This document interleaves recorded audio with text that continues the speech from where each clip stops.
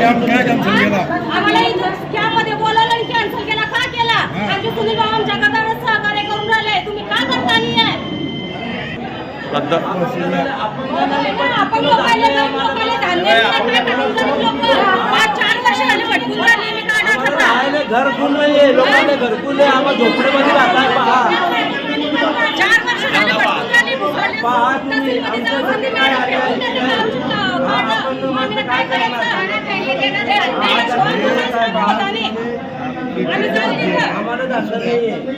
इकडून काढतो आम्ही कसे काय राहताय.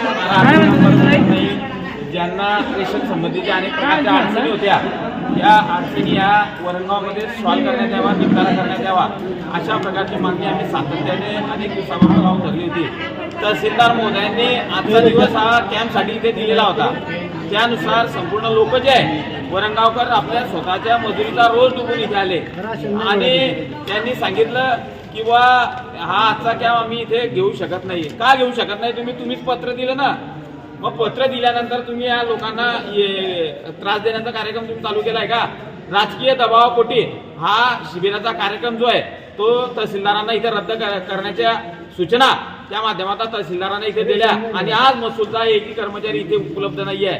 आज मी माझ्या नगरपालिकेचे कर्मचारी आमच्या सर्व कार्यकर्त्यांनी इथे बसून संपूर्ण लोकांचे डॉक्युमेंट्स इथे घेतोय आणि ह्या लोकांचा आता तहसील कार्यालयावर तिथे जाऊन तहसीलदारांच्या समोर तिथे जाणार आहे. तिथे ठिय्या आंदोलन करू की आजच्या आज आमच्या या ज्या लोकांच्या ज्या मागण्या आहे या मागण्या पूर्ण झाल्या पाहिजे. रेशन मिळत नाही आहे, गरीब लोक आहे.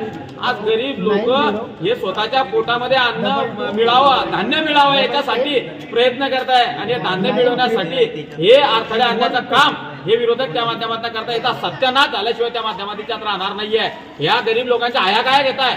आज का कॅन्सल करायला लावलं याचा जबाब विचारण्यासाठी आम्ही संपूर्ण नागरिकांना घेऊन आता तहसील कार्यालयावर मोर्चाच्या माध्यमातून येणार आहोत आणि हा जे कामामध्ये अडथळे काढण्याचे कार्यक्रम इथे सुरू झाले आहे याला उघडं पाडल्याशिवाय त्या माध्यमातून आम्ही राहणार नाहीये. शेवटी आमच्या जनतेला कुठं तुम्ही त्रास देताय. आज लोक हे मध्ये मजुरी डुबून नगरपालिका सहकार्य करायला तयार आहे ना. तुमचं काय पोट दुखते? कोणता दावा हा मान्य तहसीलदार महोदयांवर आहे? त्याकरता आज हा जाब विचारण्यासाठी आम्ही सर्व महिला यांना तिथे घेऊन जातोय आणि जे लोक इथे आले आहे यांचं काम केल्याशिवाय आम्ही तहसीलमधनं त्या माध्यमातून उठणार नाही आहे. हा पोरखेडचा चालू आहे ना. हे जे पोट सुरू उठण्याचे कारण जे आहे अरे आम्हाला काही घेणं नाही कोणत्या श्रेयशी अशी लोकांचे जनतेचे कामं करणे हे आमच्या दृष्टीनं महत्वाचे आहे. आज लोक अनेक दिवसांपासून फिरता नगरपालिकेच्या माध्यमातून की आमचं रेशन मिळत नाहीये, 12 आकडे नंबर मिळत नाहीये. वरणगाव मुसाळला जावं लागतंय 20-40 किलोमीटरच्या फेऱ्यानं. हे अपंग लोक पाहता. हा अपंग बांधवाला की नाही इथे हे दाखवायला हा अपंग बांधवाला अशा लोकांना मुसाळला तुम्ही देणार आहे का? आणि आता जाईना का कॅन्सल केला? कोणता दबाव आहे तुमच्यावर? आणि ज्याने हा दबाव आणला असेल त्याचं नाव तहसीलदार साहेबांच्या समोर जाऊन आम्ही तिथं विनंती करणार आहे की त्याचं नाव जाहीर करा आणि त्या घरावर आम्ही मोर्चाच्या माध्यमातून देऊ. हा पोरखेडपणा जो आहे या गरीब लोकांच्या पोटात अन्न जाते हो विचार अडचणी टाकताय का? गोरगरिबावर अन्याय तुला सत्यानाश झाल्याशिवाय राहणार नाही. ज्यानं हा अडथळा आणण्यासाठी प्रयत्न केले असतील आणि ज्यानं अडथळा आणला असेल तहसीलदारावर दबाव त्याचा सत्यानाश झाल्याशिवाय राहणार नाही. पण आम्ही थांबणार नाहीये. वरणगावकरांना शासन जे आहे आपलं या राज्याचे मुख्यमंत्री आदरणीय देवेंद्रजी फडणवीस साहेबांच्या नेतृत्वात चाललेलं सरकार जे आहे या सरकारचे लोक कल्याणकारी योजना आहे.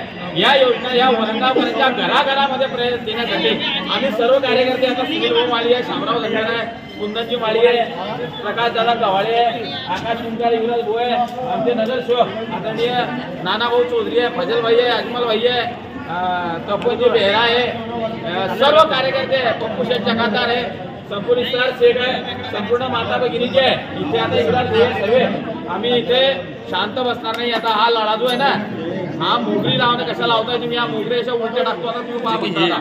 या वरणगावकरांना त्रास म्हणजे आपल्या मनाला यातना होत आहे. काही गरज नव्हती आजचा दबाव टाकून कॅन्सल करायची. आता ज्या विचारण्यासाठी आता आम्ही तहसीलदारांकडे जातोय आणि आता बघा आता गंभीर परिणाम काय होता त्याचा.